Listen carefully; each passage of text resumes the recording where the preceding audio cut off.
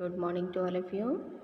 Today I will teach you Hindi व्याकरण। इसके पहले हम हिंदी स्निग्धा पढ़े और आज हम पढ़ेंगे हिंदी व्याकरण से। हिंदी व्याकरण में हम इसमें देखिए चैप्टर फर्स्ट हमारा है भाषा, लिपि, बोली और व्याकरण। और जैसा कि अगर आप लोग जब ऑनलाइन आप लोग क्लास अटेंड करेंगे तो उसमें आप मंडे टू थर्सडे कर लीजिए, स्निग्धा पढ़ेंगे हम, और फ्राइडे एंड सैटरडे 2 डेज़ हम जो है व्याकरण पढ़ेंगे। ओके, इस तरह से आप अपनी बुकें सेलेक्ट करिएगा। तो चलिए पढ़ते हैं चैप्टर फर्स्ट, भाषा, बोली, लिपि और व्याकरण। देखिए ये पहले भी आपने पिछली कक्षा में पढ़ा है, इसके पहले फर्स्ट सेकेंड थर्ड से आप पढ़ते चले आ रहे हैं। जब भी हम व्याकरण की शुरुआत करते हैं तो सबसे पहले हमारा क्या आता है? भाषा, बोली, लिपि और व्याकरण। इनके बारे में हम पढ़ते हैं। तो आइए एक बार हम इसे रिवीजन कर लेते हैं। इसके बारे में हम जानते हैं कि भाषा क्या है, बोली क्या है, लिपि हमारी कौन सी है, व्याकरण क्या है, और भी भाषाओं की कौन सी लिपि है, व्याकरण किस तरह से जो है हमारे वाक्यों को शुद्ध बनाता है, हमें शुद्धता की ज्ञान कराता है, व्याकरण के द्वारा ही होता है।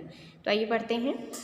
यहाँ पे पहले देखिए कुछ उदाहरण दिए गए हैं कि भाषा है क्या। ठीक है, भाषा सार्थक ध्वनियों का वह समूह है जिसके द्वारा हम अपने मन के भावों को और विचारों को दूसरों के सामने प्रकट कर सकते हैं और उनके विचारों को समझ सकते हैं। कहने का तात्पर्य है कि आप भाषा के द्वारा ही आप अपने विचारों को किसी को भी समझा सकते हैं, है ना, और उसके मन के भाव और विचारों को भी आप समझ सकते हैं। वही हमारी क्या है? भाषा है।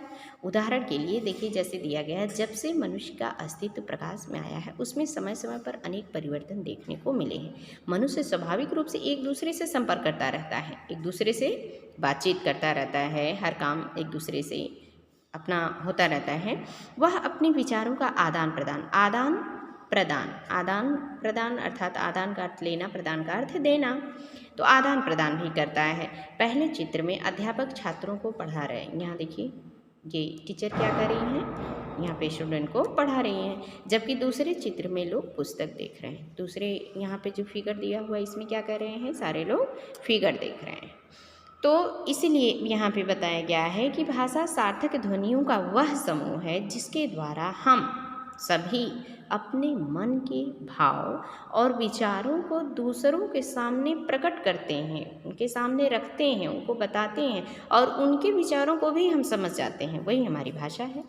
मनुष्य द्वारा अपने भावों को 2 प्रकार से प्रकट किया गया है। कितने प्रकार से? 2 प्रकार से, मौखिक और लिखित। एक तीसरा भाव संकेत भी है, परंतु इसमें भाषा का स्पष्ट ज्ञान नहीं हो सकता। इसीलिए दिया गया है कि भाषा, मुख्य रूप से भाषा के 2 यहाँ पर भेद बताए गए। ठीक है ना, कौन कौन से? एक मौखिक और एक लिखित। तीसरा आपने इसके पहले आपने क्लास में पढ़ा होगा। तीसरा क्या था हमारा? सांकेतिक। लेकिन सांकेतिक भाषा का प्रयोग बहुत कम होता है क्योंकि इसकी भाषा का स्पष्ट ज्ञान नहीं हो सकता। इससे सांकेतिक भाषा से भाषा का स्पष्ट ज्ञान नहीं हो सकता, इसलिए उसे मुख्य रूप से इसमें समाहित नहीं किया गया है। तो ये हो गया कि भाषा किसे कहते हैं और भाषा के भेद। तो भाषा के भेद जो है 2 हो गए, मुख्य रूप से मौखिक और लिखित। अब भाषा के ये जो भेद या कहें या रूप कहें एक ही है। तो भाषा के रूप, भाषा के 2 रूप अभी हमने बताया, मौखिक और लिखित। मौखिक किसे कहते हैं और लिखित किसे कहते हैं? लिखित भाषा कैसे हम पहचानते हैं, मौखिक भाषा कैसे पहचानते हैं, ये भी आप जानते हैं। एक बार पुनः इसको रिवाइज कर लेते हैं। मौखिक भाषा, भाषा के जिस रूप से हम बोलकर अपनी बातों को अन्य लोगों तक पहुंचाते हैं या उनकी बातों को समझते हैं, उसे मौखिक भाषा कहते हैं। ठीक है, कि भाषा के द्वारा या भाषा के जिस माध्यम से हम अपने भावों को, विचारों को बोल करके प्रकट करते हैं और दूसरे की बात को भी जो समझते हैं, सुनते, वही हमारी मौखिक भाषा है। अब उदाहरण के लिए जैसे देखिए दिया गया है कि जब अध्यापक कक्षा में कोई बात समझाते हैं अथवा किसी विषय पर भाषण देते हैं तो उसे वे मौखिक भाषा का प्रयोग करते हैं। उस समय वो किस भाषा का प्रयोग करते हैं? मौखिक।